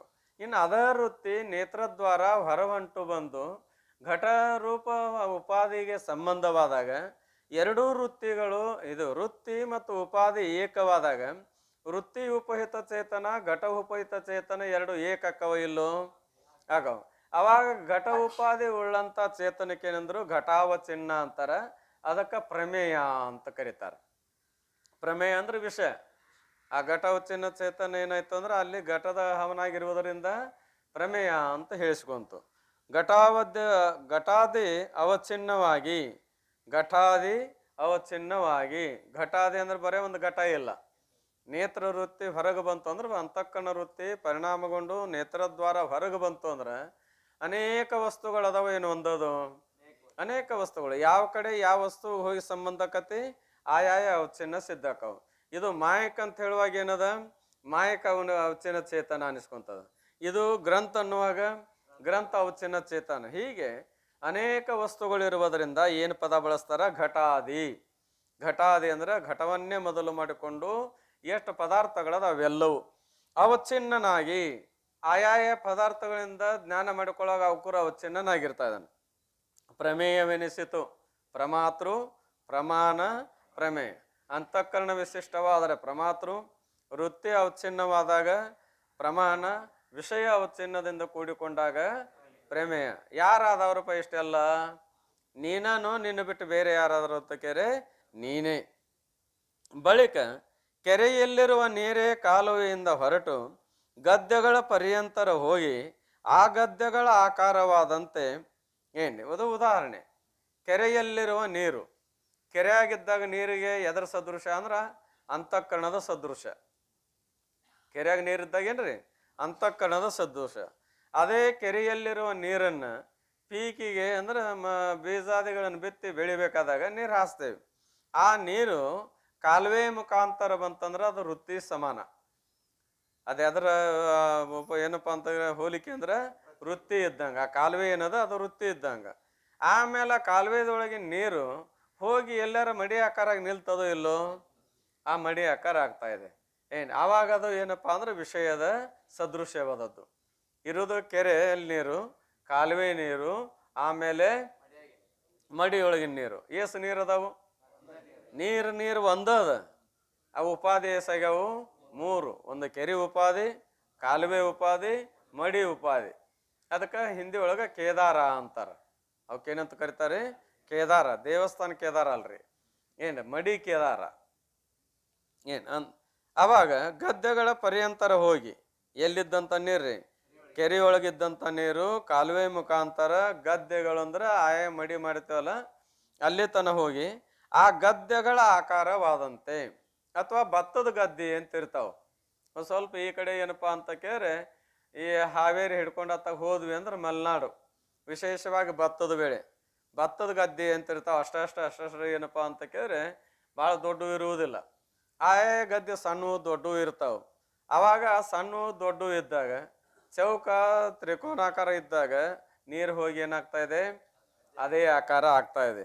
ಅಂತಃಕರಣ ವೃತ್ತಿಯು ನೇತ್ರಾದಿ ಇಂದ್ರಿಯಗಳ ದ್ವಾರ ಹೊರಗೆ ಹೊರಟು ವಿಷಯಗಳ ಪರ್ಯಂತರ ಹೋಗಿ. ಅಂತಃಕರಣ ವೃತ್ತಿಯು ನೇತ್ರಾದಿ ಇಂದ್ರಿಯಗಳ ದ್ವಾರ ಅಂದರೆ ಪ್ರತ್ಯಕ್ಷ ಜ್ಞಾನಕ್ಕೆ ವಿಷಯಗಳು ಎಷ್ಟದಾವ್ರಿ? ಪ್ರತ್ಯಕ್ಷ ಜ್ಞಾನ ಎಷ್ಟದಾವು? ನೈಯಾಯಿಕರ ಮತಾನುಸಾರವಾಗಿ. ನಮ್ಮ ವೇದಾಂತಕ್ಕೆ ಅನುಸರಿಸಿ 5 ಪ್ರತ್ಯಕ್ಷ ಜ್ಞಾನಕ್ಕೆ ವಿಷಯಗಳ. ಪ್ರತ್ಯಕ್ಷ ಜ್ಞಾನ ಎಷ್ಟು? 5. ಒಂದು ಶಬ್ದಜ್ಞಾನ, ಒಂದು ಸ್ಪರ್ಶಜ್ಞಾನ, ಒಂದು ರೂಪಜ್ಞಾನ, ಒಂದು ರಸಜ್ಞಾನ, ಇನ್ನೊಂದು ಗಂಧಜ್ಞಾನ. ಈ 5 ಜ್ಞಾನಗಳು ಪ್ರತ್ಯಕ್ಷವೋ ಪರೋಕ್ಷವೋ? ಇವೆಲ್ಲ ಪ್ರತ್ಯಕ್ಷ. ಅದಕ್ಕಾಗಿ ವಿಷಯಗಳ ಪರ್ಯಂತರ ಹೋಗಿ ಆ ವಿಷಯಗಳ ಆಕಾರವನ್ನು ಹೊಂದುತ್ತವೆ. ಏನು ಮಾಡ್ತಾವೆ? ನೇತ್ರಾದಿ ಇಂದ್ರಿಯಗಳು ಹೋಗ್ತಾವ ಹೊರಗೆ. ನೇತ್ರ ಹೊರಗೆ ಹೋಗ್ತಾ ಇದೆ. ಅದರೊಳಗೆ 2 ಇಂದ್ರಿಯಗಳು ಏನಕ್ಕಪ್ಪ ಅಂತ ಕೇಳಿದ್ರೆ ಹೊರಗೆ ಹೋಗ್ತಾವ. 3 ಇಂದ್ರಿಯಗಳು ಇದ್ದಲ್ಲೇ ದರ್ಶನವಾಗ್ತಾ ಇದೆ. 2 ಇಂದ್ರಿಯಗಳ ಹೊರಗೆ ಹೋಗಿ ಪ್ರತ್ಯಕ್ಷ ಮಾಡ್ಕೊಳ್ಳುವ ಯಾವ ಅಂತ ಕೇಳಿದ್ರೆ ಒಂದು ನೇತ್ರ, ಒಂದು ತ್ವಚ. ಏನದರಿ? ಒಂದು ನೇತ್ರ, ಒಂದೇನದಪ್ಪ ಅಂತ ಕೇಳಿದ್ರೆ ತ್ವಚ, ಇಲ್ಲ ಶ್ರೋತ್ರ. ಶ್ರೋತ್ರ, ತ್ವಚ ಅಲ್ಲ. ಶ್ರೋತ್ರ ಮತ್ತು ನೇತ್ರ ಎರಡೂ ವಿಷಯ ದೇಶದ ಪರ್ಯಂತರ ಹೋಗಿ ಪ್ರತ್ಯಕ್ಷ ಮಾಡ್ಕೊಂತಾವ. ಆದ್ರೆ ತ್ವಗೇಂದ್ರಿಯ, ರಸನೇಂದ್ರಿಯ, ಘ್ರಾಣೇಂದ್ರಿಯ ಅವು ಹೊರಗೆ ಹೋಗೋದಿಲ್ಲ. ಅವಿದ್ದಲ್ಲೇ ವಸ್ತುಗಳು ಬಂದು ಸಂಬಂಧಕ್ಕವ. ಅವಾಗ ಏನಪ್ಪಾ ಅಂದ್ರೆ ಅದರ ಜ್ಞಾನವನ್ನ ಮಾಡ್ಕೊಂತ ಇದೆ. ಯಾವಾಗಲೂ ದ್ರವ್ಯಗಳಿಗೆ ಸಂಬಂಧವಾದಾಗನ ಆಯಾಯ ಪ್ರತ್ಯಕ್ಷದ. ಇದ್ರ ಬಗ್ಗೆ ಕೇಳಬೇಕಪ್ಪ ಒಂದಿಷ್ಟು ಸವಿಸ್ತಾರವಾಗಿ ಅಂದ್ರೆ ವೃತ್ತಿ ಪ್ರಭಾಕರದ 1ನೇ ಪ್ರಕಾಶವನ್ನ ಕೇಳಬೇಕು. ಪ್ರತ್ಯಕ್ಷ ಜ್ಞಾನ ಬಗ್ಗೆ ಅನೇಕ ರೀತಿಯಾಗಿ ಅಲ್ಲಿ ಪ್ರತಿಪಾದನೆ ಮಾಡ್ತಾ ಬಂದಿದ್ದಾರೆ. ಅದಕ್ಕಾಗಿ ಹೊರಗೆ ಹೋಗಿ ಆ ವಿಷಯಗಳ ಆಕಾರವನ್ನು ಹೊಂದುತ್ತವೆ. ಇವೆಲ್ಲ ಏನಕ್ಕವ್ರಿ? ಹೊರಗೆ ಹೋಗಿ ಆ ವಿಷಯಾಕಾರ ಆಗ್ತಾವೋ ಇಲ್ಲೋ? ನೇತ್ರ ಹೋಗಿ ಆ ವಿಷಯದ ಆಕಾರ ಆಕತೆ, ಶ್ರೋತ್ರ ಹೋಗಿ ಅದು ವಿಷಯದ ಆಕಾರ ಆಕತೆ. ಆಮೇಲೆ ತ್ವಗೇಂದ್ರಿಯಕ್ಕೆ ಬಂದು ವಿಷಯ ಸಂಬಂಧವಾದಾಗ ಅದು ಏನಪ್ಪಾ ಅಂದ್ರೆ ವಿಷಯಾಕಾರ ಆಗ್ತಾ ಇದೆ. ರಸನೇಂದ್ರಿಯಕ್ಕೆ ಬಂದು ರಸಯುಕ್ತವಾದ ದ್ರವ್ಯದ ಸಂಬಂಧವಾದಾಗ, ಎದ್ರ ಸಂಬಂಧದಾಗ್ರಿ? ರಸದ ಜ್ಞಾನ ಮಾಡ್ಕೋಬೇಕಾದ್ರೆ ರಸದಿಂದ ಯುಕ್ತವಾದ ದ್ರವ್ಯ, ನಾಲ್ಗಿನ ದ್ರವ್ಯ ಎರಡಕ್ಕೂ ಸಂಯೋಗ ಆದ ಮೇಲೆ ಇದು ಹುಳಿಯದ, ಉಪ್ಪದ, ಖಾರದ, ಸಿಹಿಯದ ಅನ್ನೋದು ಗೊತ್ತಾಗ್ತಾ ಇದೆ. ಅದರಂತೆ ಮೂಗಿಗೂ ವಾಸನೆಯುಕ್ತವಾದ ಕಣಗಳಿಗೂ ಬಂದು ಯಾವಾಗ ಸಂಯೋಗ ಆಗ್ತಾ ಇದೆ ಅವಾಗ ಏನಾಗ್ತಾ ಅಂತ ಕೇಳಿದ್ರೆ ಸುಗಂಧ ಮತ್ತು ದುರ್ಗಂಧದ ಜ್ಞಾನ ಆಗ್ತಾ ಇದೆ. ಹಾಗೆ ವೃತ್ತಿ ಮತ್ತು ವಿಷಯ ಅವೆರಡೂ ಒಂದೇ ಸ್ಥಾನದಲ್ಲಿರುವುದರಿಂದ ಯಾವಾಗ ಅಂತಃಕರಣ ವೃತ್ತಿಯು ಹೊರವಂಟು, ನೇತ್ರ ವೃತ್ತಿ ಅರನ್ರಿ, ಶ್ರೋತ್ರ ವೃತ್ತಿ ಅರನ್ರಿ, ತ್ವಗೇಂದ್ರಿಯ ವೃತ್ತಿ ಅರನ್ರಿ, ರಸನೇಂದ್ರಿಯ ವೃತ್ತಿ ಅರನ್ರಿ, ಅಥವಾ ಘ್ರಾಣೇಂದ್ರಿಯ ವೃತ್ತಿ ಏನ್ರಿ, ಯಾವ ದ್ವಾರದಿಂದ ಹಾದು ಹೋಗ್ತೇವೆ ಅದ ಹೆಸರು ಬಂದದಷ್ಟೇ. ವೃತ್ತಿ ಯಾವುದು? ಅಂತಃಕರಣ ವೃತ್ತಿ. ಆಯಾಯ ದ್ವಾರದಿಂದ ಬರುವಾಗ ಏನಂದ್ರೆ ನೇತ್ರಾದಿ ವೃತ್ತಿಗಳು ಅಂತ ಹೆಸರು ಬರ್ತಾ ಇದಾವ. ಆ ವೃತ್ತಿಗಳು ಹೊರಗೆ ಹೋದ ಮೇಲೆ ವಿಷಯಾಕಾರ ಆಕ್ಕವು ಆಗುದಿಲ್ಲ, ವಿಷಯದ ಆಕಾರ ಆಗ್ತಾ ಇದಾವ. ಆಜ್ಞೆ ಅಂದ್ರೆ ಅಂತಃಕರಣ ವೃತ್ತಿಯು ಬೈರ ಹೋಗಿ ವಿಷಯಗಳ ಸಂಬಂಧವಾದಾಗ ವಿಷಯಾಕಾರ ಆದ ಸಮಯದಲ್ಲಿ ಆ ವೃತ್ತಿ ಮತ್ತು ವಿಷಯ ಇವೆರಡೂ ಒಂದೇ ಸ್ಥಾನದಲ್ಲಿರುವುದರಿಂದ ವೃತ್ತಿ ಮತ್ತು ವಿಷಯ ಎರಡೂ ಏಕಾಕ್ಕವ ಇಲ್ಲೋ ಅಂತ ಕೇಳಿದ್ರೆ ಎರಡು ಏಕಾಕ್ಕವು. ಎರಡು ಏಕದೇಶದಲ್ಲಿದಾವೋ ಬೇರೆ ಬೇರೆ ದೇಶದಲ್ಲಿದಾವೋ? ಏಕದೇಶದಲ್ಲಿದಾವ. ಆವಾಗ ವೃತ್ತಿ ಉಪಯುಕ್ತ ಚೇತನವು ವಿಷಯ ಉಪಯುಕ್ತ ಚೇತನವು ಅಭೇದಗಳಾಗಿರುತ್ತವೆ. ಯಾವಾಗಲೂ ಚೇತನ ಎರಡಂತ ತಿಳಿಸ್ಕೊಂಡ್ರು ಅಭೇದ ಆಗ್ತಾ ಇದೆ. ವೃತ್ತಿ ಏನಪ್ಪಾ ಅಂದ್ರೆ ಉಪಾಧಿ ಮಿಥ್ಯಾ ಅಂತ ತಿಳಿದಾಗನು ಚೇತನದ ಅಭೇದನ ಅದ. ಉಪಾಧಿ ಎರಡು ಏಕದೇಶದಲ್ಲಿ ಬಂದಾಗನು ಚೇತನ ಒಂದೇ ಅದ. ಮಿಥ್ಯಾ ಅಂತ ತಿಳಿದ್ರು ಒಂದೇನೆ, ಎರಡು ಏಕದೇಶದಲ್ಲಿ ಇದ್ರು ಒಂದೇನೆ. ಈ ವಿಷಯವನ್ನ ಪ್ರತ್ಯಕ್ಷ ಪ್ರಮಾಣ ಇಲ್ಲ ಪ್ರಭಾಕರದಲ್ಲಿ. ವೃತ್ತಿ ರತ್ನಾವಳಿ ಮೊದಲೇ ಪ್ರಕಾಶ ಏನಪ್ಪಾ 2ನೇ ರತ್ನದಲ್ಲಿ ಈ ವಿಷಯ ಪ್ರತಿಪಾದನೆ ಮಾಡಿದ್ದಾರೆ. ಅವಾಗ ಏನಾಗ್ತದೆ ಅಂತ ಕೇಳಿ ವಿಷಯ ಉಪಚೇತನ ಅಭೇದಗಳಾಗಿರ್ತೇವೆ. ಆ ವೃತ್ತಿ ಉಪಯುಕ್ತ ಚೇತನ ಆಮೇಲೆ ವಿಷಯ ಉಪಯುಕ್ತ ಚೇತನ ಎರಡೂ ಏಕಾಕ್ಕವು ಅಂದ್ರೆ ಒಂದೇ ಆಗ್ತವೆ. ಆ ವೃತ್ತಿ ದ್ವಾರ ಪ್ರಮಾತೃ ಚೇತನವಾದರೂ ವಿಷಯಕ್ಕೆ ಸಂಬಂಧವಾಗಿರುತ್ತದೆ. ವೃತ್ತಿ ಅಷ್ಟ ಸಂಬಂಧ ಆಗಿದನು ವಿಷಯದೊಡನೆ ಇಲ್ಲ. ಆ ವೃತ್ತಿ ಉಪಾದಿಯಿಂದ ಯುಕ್ತವಾದಂಥ ಪ್ರಮಾತೃ ಚೇತನೆಯನ್ನು ಬಂದ ಅವನು ಕೂಡ ಏನಕ್ಕನ ಅದರೊಡನೆ ಅಭೇದವಾಗಿರ್ತಾ ಇದ್ದಾನೆ. ಸಂಬಂಧ ಅಂದ್ರೆ ಸಂಬಂಧ ಆಗಿರ್ತಾ ಇದೆ. ಆ ಕಾಲಕ್ಕೆ ಯಾವುದಾದರೂ ಒಂದು ವಿಷಯದ ಪ್ರತ್ಯಕ್ಷ ಜ್ಞಾನವಾಗುತ್ತದೆ. ಯಾವ ವಿಷಯದೊಡನೆ ಸಂಬಂಧಕ್ಕನ ವೃತ್ತಿ ದ್ವಾರ ಆ ವಿಷಯ ಜ್ಞಾನಕತೆ ಮತ್ತೊಂದ್ರದು ನೋಡೇನ್ ಹೇಳ್ರಿ ನಾನು ಅಂದ ಅಂದ್ರೆ ಈಗ ಎದರೊಡನೆ ಸಂಬಂಧ ಆಗ್ಯದ? ರೂಪದೊಡನೆ. ಕೇಳೇನ್ ಹೇಳ್ರಿ ಅಂದ ಅವಾಗ ಶಬ್ದದೊಡನೆ. ಅದೇ ಹೆಂಗದ ಅನ್ನೋದು ಗೊತ್ತಾಗೈತೆ ಹೇಳ್ರಿ ಅಂದ್ರೆ ಶೀತ ಅದನು, ಉಷ್ಣ ಅದನು, ಮೃದು ಅದನು, ಕಠಿಣ ಅದ ಅನ್ನೋದು ಗೊತ್ತಾದಾಗ ತ್ವಗೇಂದ್ರಿಯ ಅಂದ್ರೆ ಸ್ಪರ್ಶದೊಡನೆ ಸಂಬಂಧ ಆಗಿರ್ತಾ ಇದೆ. ಆಮೇಲೆ ರಸಜ್ಞಾನ ಆದಾಗ ಯಾವುದ್ರದ್ದು ಆಗಿರ್ತದೆ ಅದು ಗುರುತಾಗಿದಳ್ರಿ ಅಂತಾನ. ಆಮೇಲೆ ಅದು ಹೆಂಗಿತ್ತು ವಾಸ ಗೊತ್ತಾಯ್ತಳ್ರಿ ಅಂತಾನ. ಅಂದ್ರೆ ಆ ವಿಷಯದೊಡನೆ ಸಂಬಂಧವಾದಾಗ ಸಂಬಂಧವಾಗಲಾರ್ದು ಹೇಳ ಪ್ರಮಾತೃನು ಮತ್ತಾರು ಪ್ರಮಾತೃ ಸಂಬಂಧ ಆಗ್ಲಾರ್ದು ಹೇಳಕ್ ಬರ್ತದನು ಇಲ್ಲ. ಹೆಂಗ ಸಂಬಂಧ ಅದ ಅಂದ್ರೆ ವೃತ್ತಿ ದ್ವಾರ. ಅಂತಃಕರಣದಿಂದ ಕೂಡಿಕೊಂಡಿರ್ತಕ್ಕಂಥ ಪರಮಾತ್ರು ವೃತ್ತಿದ್ವಾರ ವಿಷಯಕ್ಕೆ ಹೋಗಿ ಸಂಬಂಧವಾದಾಗ ವಿಷಯದ ಜ್ಞಾನ ಆಗ್ತಾ ಇದೆ. ಚಾರ್ವಾಕರು ಇಂದ್ರಿಯ ಮತ್ತು ವಿಷಯ ಇವುಗಳ ಸಂಯೋಗಕ್ಕೆ ಪ್ರತ್ಯಕ್ಷವೆನ್ನುವರು. ಅವ್ರೇನಂತಾರ, ಇಂದ್ರಿಯಕ್ಕೂ ಯಾವಾಗಲೂ ಯಾವುದರದೇ ಪ್ರತ್ಯಕ್ಷ ಜ್ಞಾನ ಆಗ್ಬೇಕಾದ್ರೆ ದೋ ದ್ರವ್ಯಕ ಸಂಯೋಗ ಹೋವೆ. ಮೊದಲೇನಾಗಬೇಕು, ಎರಡು ದ್ರವ್ಯಗಳ ಸಂಯೋಗ ಆಗ್ಬೇಕು, ಆಮೇಲೆ ಅದರ ಜ್ಞಾನ ಆಗ್ತಾ ಇದೆ. ಸಂಯೋಗವಾಗಲಾರ್ದ ಜ್ಞಾನ ಆಗುವುದು ಇಲ್ಲ. ನಿಮ್ಮ ವೃತ್ತಿಗೂ ಅದಕ್ಕೂ ಸಂಯೋಗ ಆಗ್ಬೇಕಂತಾರ, ಅಂದ್ರೆ ಎರಡು ದ್ರವ್ಯಗಳ ಸಂಯೋಗ ಆಗ್ಬೇಕು. ನಿಮ್ಮ ಪ್ರಮಾತೃ ದ್ರವ್ಯ ಅಂತ ಹೇಳಿಸ್ಕೋಬೇಕು, ಅದು ದ್ರವ್ಯ ಇರಬೇಕು, ಸಂಯೋಗ ಆಗ್ತಾ ಇದೆ. ನಿಮ್ಮ ಪ್ರಮಾತೃ ದ್ರವ್ಯನು ಅಲ್ಲ, ನಿಮ್ಮ ವೃತ್ತಿ ದ್ರವ್ಯನು ಅಲ್ಲ, ನೀವು ಸಂಯೋಗ ಆಗ್ಲಾರ್ದ ಪ್ರತ್ಯಕ್ಷ ಹಂಗೆ ಹೇಳ್ತೀರಿ ಅಂದ್ರೆ, ಕೆಲವು ಸಂದರ್ಭದಲ್ಲಿ ಸಂಯೋಗ ದ್ವಾರ ಪ್ರತ್ಯಕ್ಷ ಆಗತ್ತಪ್ಪ, ಕೆಲವು ಸಮಯದಲ್ಲಿ ವೃತ್ತಿ ದ್ವಾರ ಪ್ರತ್ಯಕ್ಷ ಆಗತ್ತೆ, ಕೆಲವು ಸಮಯದಲ್ಲಿ ಶಬ್ದದ್ವಾರ ಪ್ರತ್ಯಕ್ಷ ಆಗ್ತದೆ. ಈ ವಿಷಯವನ್ನು ವಿಚಾರ ಸಾಗರದಲ್ಲಿ ಬಹಳ ಸುಂದರವಾಗಿ ಬಿಡಿಸ್ಕೊಂಡು ಬಂದಿದ್ದಾರೆ. ಇಲ್ಲಿ ಆದರೂ ಕೂಡ ನ್ಯಾಯಿಕರು ಮೊದಲು ಮಾಡಿಕೊಂಡು ಏನು ಹೇಳ್ತಾರಪ್ಪ ಅಂತ ಕೇಳಿದ್ದಾರೆ. ಚಾರ್ವಾಕರು ಇಂದ್ರಿಯ ಮತ್ತು ವಿಷಯ ಇವುಗಳ ಸಂಯೋಗಕ್ಕೆ ಪ್ರತ್ಯಕ್ಷವೆನ್ನುವರು, ನ್ಯಾಯಿಕರು ವೃತ್ತಿ ಮತ್ತು ವಿಷಯ ಇವುಗಳ ಸಂಯೋಗಕ್ಕೆ ಪ್ರತ್ಯಕ್ಷವೆನ್ನುವರು.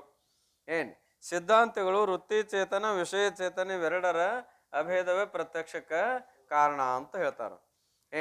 ನ್ಯಾಯಿಕರು ಮೊದಲು ಮಾಡಿಕೊಂಡು ಪ್ರತ್ಯಕ್ಷ ಜ್ಞಾನ ಹೇಳುವಾಗ 6 ಸಂಬಂಧಗಳನ್ನು ಹೇಳಿದ್ದಾರೆ. ಎಷ್ಟು ಸಂಬಂಧ ಹೇಳ್ಯಾರ್ರಿ? ವಿಷಯದ ಪ್ರತ್ಯಕ್ಷ ಆಗುವಾಗ 4 ಪ್ರಮಾಣ ಒಪ್ತಾರ, 2 ಪ್ರಮಾಣ ಒಪ್ಪುವುದಿಲ್ಲ. ಪ್ರತ್ಯಕ್ಷ, ಅನುಮಾನ, ಉಪಮಾನ, ಅರ್ಥಾಪತ್ತಿ, 4 ಶಬ್ದ, ಇವು 4 ಒಪ್ತಾರ. ಪ್ರತ್ಯಕ್ಷ, ಅನುಮಾನ, ಶಬ್ದ, ಉಪಮಾನ 4 ಒಪ್ತಾರ. ನಿಮ್ಮ ಅರ್ಥಾಪತ್ತಿ ಪ್ರಮಾಣ ಏನು ಕೆಲಸ ಮಾಡ್ತೈತೆ ಆ ಕೆಲಸ ನಮ್ಮದು ಅನುಮಾನ ಪ್ರಮಾಣ ಮಾಡ್ತದೆ. ಪ್ರತ್ಯಕ್ಷ ಯಾಕೆ ಬರಿಬೇಕು? ಅದಕ್ಕಾಗಿ ಅರ್ಥಾಪತ್ತಿ ಪ್ರಮಾಣ ಬರೆಯುವಂಗಿಲ್ಲ. ಇನ್ನು ಅನುಪಲಬ್ಧಿ ಪ್ರಮಾಣದ ಕೆಲಸ ಯಾವುದು ಮಾಡ್ತದ? ನಮ್ಮ ಪ್ರತ್ಯಕ್ಷ ಪ್ರಮಾಣನೂ ಮಾಡ್ತಾ ಇದೆ. ಅದಕ್ಕಾಗಿ ಪ್ರತ್ಯಕ್ಷ ಪ್ರಮಾಣದಲ್ಲಿ ಅಂತರ್ಗತ ಇರುವುದರಿಂದ ಅನುಪಲಬ್ಧಿ ಪ್ರಮಾಣವನ್ನ ಬರಿಬ್ಯಾಡ್ರಿ ಅಂತಾನು. ಹಂಗಾರೆ ಎಷ್ಟು? 4: ಪ್ರತ್ಯಕ್ಷ, ಅನುಮಾನ, ಉಪಮಾನ, ಶಬ್ದ. ಪ್ರತ್ಯಕ್ಷ ಪ್ರಮಾಣ ಹೇಳುವಾಗ 6 ಸಂಯೋಗಗಳನ್ನು ಹೇಳ್ತಾನ. 6 ಸಂಯೋಗಗಳಂದ್ರೆ ಸುಮ್ಮನೆ ಹೆಸರು ಹೇಳಿಬಿಡ್ತೇನೆ ರೀ. ಸಂಯೋಗ ಸಂಬಂಧ, ಸಂಯುಕ್ತ ಸಮವಾಯ ಸಂಬಂಧ, ಸಂಯುಕ್ತ ಸಮವೇತ ಸಮವಾಯ ಸಂಬಂಧ, ಸಮವಾಯ ಸಂಬಂಧ, ಸಮವಾಯ ಸಮವೇತ ಸಂಬಂಧ, ವಿಶೇಷಣತಾ ಸಂಬಂಧ ಅಂತ ತಿಳ್ಕೊಂಡು 6 ಸಂಬಂಧಗಳು 6 ಜ್ಞಾನವಾಗ್ತಾ ಇದಾವೆ. ಹೇಗಪ್ಪ ಅಂತ ಕೇಳಿದ್ರೆ, ಸಂಯೋಗ ಸಂಬಂಧದಿಂದ ಘಟ ಜ್ಞಾನ, ಸಂಯೋಗ ಸಂಬಂಧದಿಂದ ಘಟ ಜ್ಞಾನ, ಘಟದಲ್ಲಿರುವ ರೂಪಜ್ಞಾನ, ಸಂಯುಕ್ತ ಸಮವಾಯ ಸಂಬಂಧದಿಂದ ರೂಪದಲ್ಲಿರುವ ರೂಪತ್ವ ಜಾತಿ ಜ್ಞಾನ ಸಂಯುಕ್ತ ಸಮವೇತ ಸಮವಾಯ ಸಂಬಂಧದಿಂದ ಆಗ್ತಾ ಇದೆ ಅಂತ. ಇನ್ನು ಶಬ್ದಜ್ಞಾನ ಹೆಂಗಾಕತ್ತೆ ಅಂದ್ರೆ ಸಮವಾಯ ಸಂಬಂಧದಿಂದ, ಶಬ್ದದಲ್ಲಿರುವ ಶಬ್ದತ್ವ ಜಾತಿ ಜ್ಞಾನ ಸಮವೇತ ಸಮವಾಯ ಸಂಬಂಧದಿಂದ ಈ ರೀತಿಯಾಗಿ ಆಗ್ತಾ ಇದೆ. ಇನ್ನು ಅಭಾವವೂ ಕೂಡ ಪ್ರತ್ಯಕ್ಷ ಆಗ್ತದ ಅಂತ ಹೇಳ್ತಾ ನಾವು. ಅಭಾವ ಅನುಪಲಬ್ಧಿ ಪ್ರಮಾಣಕ್ಕೆ ವಿಷಯ ಯಾವುದು? ಅಭಾವ. ನೀವು ಪ್ರತ್ಯಕ್ಷ ಯಾಕೆ ಬರಿತೀರಿ? ಪ್ರತ್ಯಕ್ಷ ಪ್ರಮಾಣದಿಂದ ಆಗ್ತಾ ಇದೆ, ಬರಿಬೇಡ್ರಿ ಅಂದ. ಇಲ್ಲಿ ಪ್ರತ್ಯಕ್ಷ ಪ್ರಮಾಣದಿಂದ ಹಾಕಿದ್ರೆ ಸಂಬಂಧ ಆಗ್ಬೇಕಲ್ಲೋ ಅಂತ ಕೇಳಿದ್ರು. ಸಂಬಂಧ ಆಗ್ಲಾರ್ದ ಏನಾಗುದಿಲ್ಲ ಅಂತೆ, ನೀನು ಪ್ರತ್ಯಕ್ಷ ಆಗುದಿಲ್ಲ ಅಂತೆ. ಮತ್ತು ಅಭಾವದೊಡನೆ ಇಂದ್ರಿಯ ಸಂಬಂಧ ಆಗ್ಬೇಕು ಬೇಡೋ? ಅಭಾವ ಅಂದ್ರೆ ಇಲ್ಲದ್ದು ಇದ್ದದ್ದು, ಇಲ್ಲದರೊಡನೆ ಇದ್ದದ್ರ ಸಂಯೋಗ ಹೆಂಗೆ ಹೇಳವ್ ನೀನು ಅಂತ ಕೇಳಿ, ಇಲ್ಲ ಅಲ್ಲಿಯೂ ಕೂಡ ಸಂಯೋಗದ ಅಂತಾನೆ. ಎಂಥ ಸಂಯೋಗ ಅಂದ್ರೆ ವಿಶೇಷಣತಾ ಸಂಬಂಧ ಅಂತ. ಯಾವ ಸಂಬಂಧ? ವಿಶೇಷಣತಾ ಸಂಬಂಧ. ಯಾವ ಅಧಿಕರಣದಲ್ಲಿ ಯಾವ ಪದಾರ್ಥದ ಅಭಾವವಿರುವುದೋ ಆ ಪದಾರ್ಥದ್ದು ಅಭಾವದ್ದು ಆ ಅಧಿಕರಣದೊಡನೆ ವಿಶೇಷಣತಾ ಸಂಬಂಧವಿರುತ್ತದೆ. ಅವನ ನೇಮ್ ಇದು. ವಿಶೇಷಣತಾ ಸಂಬಂಧಕ್ಕೆ ನೇಮ್ ಏನು? ಯಾವ ಅಧಿಕರಣದಲ್ಲಿ ಜಿಸ್ ಅಧಿಕರಣಮೇ ಪದಾರ್ಥಕ ಅಭಾವ ಹೋವೆ, ಯಾವ ಪದಾರ್ಥದ ಅಭಾವವಿರುವುದೋ ತಿಸ್ ಅಧಿಕರಣಮೇ ಅದೇ ಅಧಿಕರಣದಲ್ಲಿ ಆ ಪದಾರ್ಥದ್ದು, ಯಾವ ಪದಾರ್ಥದ ಅಭಾವ ಹೇಳ್ತೇವೆ ಆ ಪದಾರ್ಥದ್ದು ವಿಶೇಷಣತಾ ಸಂಬಂಧದ, ಅದರಿಂದ ಅಭಾವ ಜ್ಞಾನವು ಕೂಡ ಪ್ರತ್ಯಕ್ಷ ಆಗ್ತದ ಅಂತನೋ. ಹೀಗೆ 6 ಸಂಬಂಧಗಳಿಂದ ಒಂದು ವಸ್ತುವಿನ ಜ್ಞಾನ. ಅಂದ್ರೆ ಇದು ಈಗ ಮಾಯಕ್ ಅದ, ಇದರ ಜ್ಞಾನ ಇದರಲ್ಲಿ ಮಾಯಕನು ಅಂತ ಅದ. ಮಾಯಕ್ ಒಂದು ದ್ರವ್ಯ, ಈ ದ್ರವ್ಯ ಜ್ಞಾನನೂ ಆಗ್ತಾ ಇದೆ. ಈ ದ್ರವ್ಯದಲ್ಲಿ 2 ಅದಾವು. ಒಂದು ದ್ರವ್ಯತ್ವ ಜಾತಿಯೂ ಅದ, ಒಂದು ರೂಪನೂ ಅದ. ಮಯಕ್ ಅನ್ನುವಲ್ಲಿ ಮಯಕತ್ವ ಜಾತಿನೂ ಅದ. ಮಯಕ್ಕೆ ಒಂದು ರೂಪ ಅದನೋ ಇಲ್ಲೋ? ರೂಪವೂ ಅದ. ಈ ರೂಪ ಮತ್ತು ಇದರಲ್ಲಿರುವ ಮಯಕತ್ವ ಜಾತಿ ಜ್ಞಾನ ಇವೆರಡೂ ಜ್ಞಾನ ಅಕ್ಕಾವು. ಎದರಿಂದ? ಸಂಯುಕ್ತ ಸಮವಾಯ ಸಂಬಂಧದಿಂದ. ಯಾವುದರಿಂದ? ಸಂಯುಕ್ತ ಸಮವಾಯ ಸಂಬಂಧ. ಮೊದಲ ಏನು ಸಂಯೋಗಿತ್ತು, ನೇತ್ರೇಂದ್ರಿಯನು ದ್ರವ್ಯ, ಮೈಕುನು ದ್ರವ್ಯ, ಎರಡು ದೋ ದ್ರವ್ಯಕ ಸಂಯೋಗ ಹೋಗಿ ನಿಯಮದ ಅವ್ರದ್ದು. ಸಂಯೋಗ ಎಲ್ಲಕತೆ? ಎರಡು ದ್ರವ್ಯಗಳದು ಸಂಯೋಗ ಆಗ್ತಾ ಇದೆ. ಒಂದು ದ್ರವ್ಯ ಅಲ್ಲ ಅಂದ್ರೆ ಸಂಯೋಗ ಹೋದಲ್ಲ. ದೋ ದ್ರವ್ಯಕ ಸಂಯೋಗ ಹೋವೆ. ನೇತ್ರ ಮತ್ತು ಮೈಕ್ ಎರಡು ಸಂಯೋಗ ಸಂಬಂಧ ಅದು. ಆ ಸಂಯೋಗ ಸಂಬಂಧದಿಂದ ಮೈಕ ಜ್ಞಾನ ಆಯ್ತು. ಇನ್ನು ಮೈಕಿನಲ್ಲಿ ಮೈಕತ್ವ ಜಾತಿ ಅದ ಇಲ್ಲೋ? ಮತ್ತು ಮೈಕತ್ವ ಜಾತಿ ಜ್ಞಾನ ಆಗ್ಲಾರ್ದ ಮೈಕಿನ ಜ್ಞಾನ ಆಗಿದೆ ನಮಗ. ಮತ್ತು ಸಂಬಂಧ ಇರ್ಲಾರ್ದ ಜ್ಞಾನ ಆಕತ್ತೇನು? ಸಂಬಂಧ ಇದ್ದಾಗ. ಮತ್ತು ಅದರೊಡನೆ ಎಂಥ ಸಂಬಂಧ ಹೇಳ್ತೀರಿ ಅಂದ್ರೆ, ಮೈಕತ್ವಕ್ಕೂ ಮೈಕಿಗೂ ಏನದ? ಸಮವಾಯ ಸಂಬಂಧ ಅದ. ಮೈಕತ್ವಕ್ಕೂ ಮೈಕಿಗೂ, ಆಮೇಲೆ ಆಕಾರಕ್ಕೂ ಮೈಕಿಗೂ ಯಾವ ಸಂಬಂಧ ಅದ? ಸಮವಾಯ ಸಂಬಂಧ ಅದ. ಮೊದಲಿನ ಸಂಯೋಗ ಹೋಗಿ ಅದು ಸಂಯುಕ್ತ ಆಗ್ತದೆ. ನೇತ್ರದಿಂದ ಸಂಯೋಗವಾದಾಗ ಮೈಕಿದೊಡನೆ, ಇನ್ನು ಅದರಲ್ಲಿರುವ ದ್ರವ್ಯತ್ವ ಅಥವಾ ಆಕಾರದೊಡನೆ ಏನು ಸಂಯೋಗ ಆಕತ್ತಲ್ಲ, ಅದು ಎಂಥದು? ಮೊದಲನೇದ್ದು ಸಂಯೋಗ ಹೋಗಿ ಸಂಯುಕ್ತ ಆಕತೆ. ಸಂಯೋಗ ವಾಲೇಕು ಸಂಯುಕ್ತ ಕಹಿ. ಆ ಸಂಯುಕ್ತ ಮುಂದೆ ಸಮವಾಯದಿಂದ ಇರ್ತದಲ್ಲ, ಸಂಯುಕ್ತ ಸಮವಾಯ ಸಂಬಂಧದಿಂದ ಮೈಕಿನ ಆಕಾರ ಅಥವಾ ಮೈಕತ್ವ ಜಾತಿ ಜ್ಞಾನ ಆಗ್ತಾ ಇದೆ. ಜಾತಿಯಲ್ಲಿ ಜಾತಿತ್ವ ಇರುವುದಿಲ್ಲ. ಮೈಕು ಮೈಕತ್ವ ಜಾತಿ ಅದೇ, ತ್ವ ಜಾತಿ ಉಳಿದದ. ಇನ್ನು ರೂಪದಲ್ಲ, ಮೈಕಿಗೊಂದು ರೂಪದಲ್ಲಿ ರೂಪತ್ವ ಜಾತಿ ಅದ. ಮೈಕಿನ ರೂಪವು ಕೂಡ ಗೊತ್ತಾಗ್ಬೇಕಾರ ರೂಪತ್ವ ಜಾತಿ ಜ್ಞಾನ ಆದಾಗೋ ಇಲ್ಲೋ? ರೂಪತ್ವ ಜಾತಿ ಜ್ಞಾನ ಆದಾಗ ಒಂದು ಮೈಕು, ಒಂದು ರೂಪ, ಒಂದು ರೂಪತ್ವ ಜಾತಿ, ಮೂರದು ಎರಡದು ಮೂರದು. ಸಂಯೋಗ ಸಂಬಂಧದಿಂದ ಮೈಕಿನ ಜ್ಞಾನ ಆಯ್ತು, ಒಂದರ ಜ್ಞಾನ ಆಯ್ತು. ಸಂಯುಕ್ತ ಸಮವಾಯ ಸಂಬಂಧದಿಂದ ರೂಪ ಜ್ಞಾನ ಆಯ್ತು. ಇನ್ನು ರೂಪತ್ವ ಜಾತಿ ಜ್ಞಾನ ಮೊದಲಿನ ಸಮವಾಯ ಏನಾಯ್ತಲ್ಲ, ಮುಂದೊಂದು ಸಮವಾಯ ಇರುವುದರಿಂದ ಸಮವಾಯ ವಾಲೇಕು ಸಂವೇತ ಕೈ. ರೂಪದಲ್ಲಿ ರೂಪತ್ವ ಎಂಥ ಜಾತಿ ಅದ? ಸಂಬಂಧದ್ರಿ ಸಮವಾಯ ಸಂಬಂಧದ. ರೂಪದಲ್ಲಿ ರೂಪತ್ವ ಜಾತಿದ ಏನದ? ಸಮವಾಯ ಸಂಬಂಧದ. ಅದಕ್ಕಾಗಿ ಮೊದಲನೇ ಸಮವಾಯ ಇನ್ನೊಂದು ಸಮವಾಯದಿಂದ ಕೂಡಿಕೊಂಡಿರುವುದರಿಂದ ಸಮವಾಯ ವಾಲೇಕು ಸಮವೇತ ಕೈ ಅಂತಾರ. ನೇತ್ರ ಸಂಯುಕ್ತ ಸಮವಾಯ ಸಮವೇತ ಸಂಬಂಧ ಮೂರನೇದ್ದು. ಸಂಯೋಗದಿಂದ ದ್ರವ್ಯದ್ದು, ಸಂಯುಕ್ತ ಸಮವಾಯದಿಂದ ರೂಪದ್ದು, ಸಂಯುಕ್ತ ಸಮವೇತ ಜಾತಿಯಿಂದ ಏನಪ್ಪ ಸಮವಾಯ ಸಮವೇತದಿಂದ ಜಾತಿತ್ವ ಅಂದ್ರೆ ರೂಪತ್ವ ಜಾತಿಯ ಜ್ಞಾನ. ಮೂರರ ಜ್ಞಾನ. ಸಂಬಂಧ ಇಲ್ದೋ ಸಂಬಂಧ ಇದ್ದಾಗ, ಸಂಬಂಧ ಇದ್ದಾಗ ಸಂಬಂಧ ಇರ್ಲಾರ್ದ ಜ್ಞಾನ ಆಗ್ತದನು. ಹೀಗೆ ಅವರು ಏನಪ್ಪಾ ಅಂದ್ರೆ ಹೇಳ್ಕೊಂಬಂದಾರ. ಇನ್ನು ಶಬ್ದ ಜ್ಞಾನ ಆಕತಿ. ಶಬ್ದ ರೂಪ ದ್ರವ್ಯವೋ ಏನಾರು ದ್ರವ್ಯ ಅಲ್ಲೋ? ದ್ರವ್ಯ ಅಲ್ಲ. ಶಬ್ದ ದ್ರವ್ಯ ಅಲ್ಲ. ಮತ್ತು ಆಕಾಶಕ್ಕೂ ದ್ರವ್ಯಕ್ಕೂ ಏನದ? ಆಕಾಶನೂ ದ್ರವ್ಯ ಅಲ್ಲ. ಆಮೇಲೆ ಏನಪ್ಪಾ ಅಂದ್ರೆ ಶಬ್ದವೂ ದ್ರವ್ಯ ಅಲ್ಲ. ಈಗ ಸಂಯೋಗ ಆಗ್ಬೇಕಾದ್ರೆ ದೋ ದ್ರವ್ಯ ಬೇಕು. ಶ್ರೋತ್ರವೂ ದ್ರವ್ಯ, ಆಕಾಶವೂ ದ್ರವ್ಯ ಅಥವಾ ಶಬ್ದ ದ್ರವ್ಯ ಆದ್ರೆ ಸಂಯೋಗ ಆಕಿತ್ತು. ಆದ್ರೆ ಸಂಯೋಗ ಆಗುದಿಲ್ಲ. ಮತ್ತೆ ಏನಾಕತ್ತಪ್ಪ ಅಂದ್ರೆ ನೇರವಾಗಿ ಸಮವಾಯ ಸಂಬಂಧದಿಂದ ಶಬ್ದ ಜ್ಞಾನ ಆಕತಿ. ಶಬ್ದಕ್ಕೂ ಆಕಾಶಕ್ಕೂ ಎಂಥ ಸಂಬಂಧದ? ಸಮವಾಯ ಸಂಬಂಧದ. ಆಕಾಶಕ್ಕೂ ಶ್ರೋತ್ರಕ್ಕೂ ಸಂಬಂಧದ. ಆ ಶಬ್ದ ಜ್ಞಾನ ಆಗ್ಬೇಕಾದ್ರೆ ಶಬ್ದದೊಡನೆ ಸಂಯೋಗ ಆಗುದಿಲ್ಲ. ಆ ಶಬ್ದದ ಆಕಾಶದ ಹೆಂಗದ? ಸಮವಾಯ ಸಂಬಂಧದ. ಬರೇ ಸಮವಾಯ ಸಂಬಂಧದಿಂದ ಶಬ್ದ ಜ್ಞಾನ ಆಕತಿ. ಇನ್ನು ಅದರಲ್ಲಿ ಶಬ್ದತ್ವ ಜಾತಿ ಅದ. ಶಬ್ದದಲ್ಲಿ ಏನದ ರೀ? ಶಬ್ದತ್ವ ಜಾತಿ ಅದ. ಅದರ ಜ್ಞಾನ ಆಗ್ಬೇಕಾರೆ ಆ ಶಬ್ದಕ್ಕೂ ಸಮವಾಯ ಸಂಬಂಧ ಅದ. ಮೊದಲಿಂದು ಶಬ್ದದ್ದು ಆಕಾಶದೊಡನೆ ಸಮವಾಯ ಅದ. ಮೊದಲನೇ ಸಮವಾಯ ಇನ್ನೊಂದು ಸಮವಾಯದಿಂದ ಕೂಡಿಕೊಂಡಿದ್ರೆ ಮೊದಲನೇದ್ದು ಸಮವೇತ ಆಕತಿ. ಸಮವಾಯ ವಾಲೇಕು ಸಮವೇತ ಕೈ. ಸಮವಾಯದಿಂದ ಶಬ್ದ ಜ್ಞಾನ, ಸಮವೇತ ಸಮವಾಯದಿಂದ ಶಬ್ದತ್ವ ಜಾತಿ ಜ್ಞಾನ ಆಗ್ತಾ ಇದೆ. ಹೀಗೆ ಪ್ರತ್ಯಕ್ಷ ಜ್ಞಾನ ಬೇಕಾದ್ರೆ ಸಂಬಂಧ ಬೇಕು. ಅಭಾವವು ಕೂಡ ಯಾಕೆ ಪ್ರತ್ಯಕ್ಷ ಅಂದ್ರೆ ಅಲ್ಲಿ ಸಂಬಂಧದ. ಯಾವ ಅಧಿಕರಣದಲ್ಲಿ ಯಾವ ಪದಾರ್ಥದ ಅಭಾವ ಹೇಳುವೋ ಆ ಅಧಿಕರಣದಲ್ಲಿ ಆ ಪದಾರ್ಥದ ಅಭಾವ ವಿಶೇಷಣತಾ ಸಂಬಂಧ ಅಂತ ಕರಿಬೇಕು. ಈ ಸಂಬಂಧದಿಂದ ಅಭಾವ ಕೂಡ ಪ್ರತ್ಯಕ್ಷ ಆಗ್ತಾ ಇದೆ. ಅದಕ್ಕೆ ಪ್ರತ್ಯಕ್ಷ ಜ್ಞಾನಕ್ಕೆ ಎತ್ತನೇ ಪ್ರಕಾರ ಕಹಿ, ಷಷ್ಠ ಪ್ರಕಾರ ಕಹಿ, 6 ಪ್ರಕಾರ ಅಂತ ಒಪ್ಪವ್ರು ಯಾರು ಅಂದ್ರೆ ನೈಯಾಯಿಕರು. ಅದಕ್ಕಾಗಿ ಸಂಬಂಧಗಳು ಬೇಕು. ಆ ಸಂಬಂಧ ಆಗ್ಬೇಕಾದ್ರೆ ಏನಪ್ಪ? 2 ದ್ರವ್ಯಗಳಿರಬೇಕು. ಅವಾಗ ಅಭೇದದ ಜ್ಞಾನ ಆಗ್ತದಂತ ಹೇಳೋರು ಚಾರ್ವಾಕರು, ನ್ಯಾಯಿಕರು. ಸಿದ್ಧಾಂತಗಳು ವೃತ್ತಿಗೂ ವಿಷಯಕ್ಕೂ ಸಂಬಂಧ ಆಗ್ಬೇಕಪ್ಪ ಅಂತ ಹೇಳ್ತಾ ಇದ್ದಾರೆ. ಆದ್ದರಿಂದ ನಿನ್ನ ಸ್ವರೂಪಭೂತವಾದ ಚೈತನ್ಯವೇ ಈಗ ಪ್ರತ್ಯಕ್ಷ ಆದವ್ರು ಯಾರಪ್ಪ ಹಂಗಾರ? ನಿನ್ನ ಬಿಟ್ಟು ಬೇರೆ ಯಾರ ಪ್ರತ್ಯಕ್ಷ ಯಾರಂತಕ್ಯಾರೆ? ನಿನ್ನ ಸ್ವರೂಪಭೂತ ಚೈತನ್ಯವೇ ಪ್ರತ್ಯಕ್ಷ ಎಂಬ ನಾಮವನ್ನು ಪಡೆಯಿತು. ಪ್ರತ್ಯಕ್ಷ ಅಂತ ಹೇಳುವಾಗ ಯಾರ ಹೆಸರು ಪಡೆದವ್ರು ಯಾರು? ನೀನೇ. ಆಮೇಲೆ ಇದರಂತೆ ನಿನ್ನ ಸ್ವರೂಪಭೂತವಾದ ಸಿದ್ರೂಪವು ಇದರಂತೆ ನಿನ್ನ ಸ್ವರೂಪಭೂತವಾದ ಚಿದ್ರೂಪವು ನೇತ್ರೇಂದ್ರದಿಂದ ಪಕ್ಷರೂಪ ಪರ್ವತದಲ್ಲಿ ಹೊರಡುತ್ತಿರುವಂತ ಹೇತುವಾದ ಧೂಮವನ್ನು ಗುರುತಿಟ್ಟು ಆ ಪರ್ವತದಲ್ಲಿ ಸಾಧ್ಯವಾದ ಅಗ್ನಿ ಇರುತ್ತದೆಂದು ಮನೋಪಾದಿಯಿಂದ ಅನುಮಾನ ಮಾಡುತ್ತದೆ. ಈಗ ಅನುಮಾನ ಪ್ರಮಾಣ ಮಾಡ್ತೇವೆ ನಾವು. ಎಲ್ಲಿ? ಪರ್ವತೋ ವನ್ಯಮಾನ್. ಪೂಜಾ ಟೈಮ್ ಆಯ್ತು, ಈಗ ಸಮಯನೂ ಆಯ್ತು.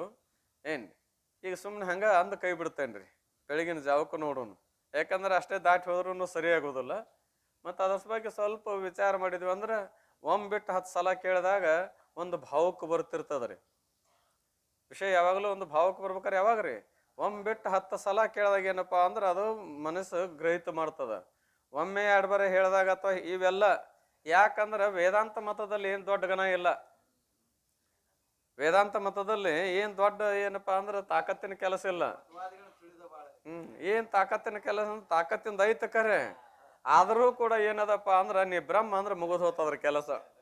ನಮ್ಮ ಅಪ್ಪಗಳು ಅಂತಿದ್ರು, ವೇದಾಂತಗಳ ಹತ್ರ ಏನು ಬಂಡವಾಳ ಇಲ್ಲ ಅಂತ. ಏನ್ರಿ ಗಂಗಾಧರ ಪೂಳನ್ನವ್ರು? ವೇದಾಂತಗಳ ಹತ್ರ ಏನು ಬಂಡವಾಳ ಇಲ್ಲ. ಮತ್ತೆ ಇದೆಲ್ಲ ಬಂಡವಾಳ ಹೇಳ್ತಾರಲ್ರಂದ್ರ ಮಂದಿದ ತೊಗೊಂಡು ಮಂದಿಗೆ ಹೊಡೆದ ಕಾರ ಇವ್ರು ಕಡ್ಯಾಕ ಇರ್ತಾರೋ ಅಂತ. ಅದಕ್ಕೆ ಊಷ್ಟ್ರ ಲಕುಟಕಿ ನ್ಯಾಯಿ ಅಂತ ಒಂದು ಉದಾಹರಣೆ ಕೊಟ್ಟಾರ. ಊಷ್ಟ್ರ ಲಕುಟಕಿ ನ್ಯಾಯಿ ಕಟ್ಟಿಗೆ ಹೊರಿ ಹೇರ್ಕೊಂಡು ಹೊಂಟಾನ. ಎದ್ರ ಮೇಲ್ರಿ? ಒಂಟಿ ಮ್ಯಾಲ. ಒಬ್ಬ ಮನುಷ್ಯ ಒಂಟಿ ಮೇಲೆ ಕಟ್ಟಿಗೆ ಹೊರಿ ಹೇರ್ಕೊಂಡು ತೊಗೊಂಡು ಹೊಂಟಾನ.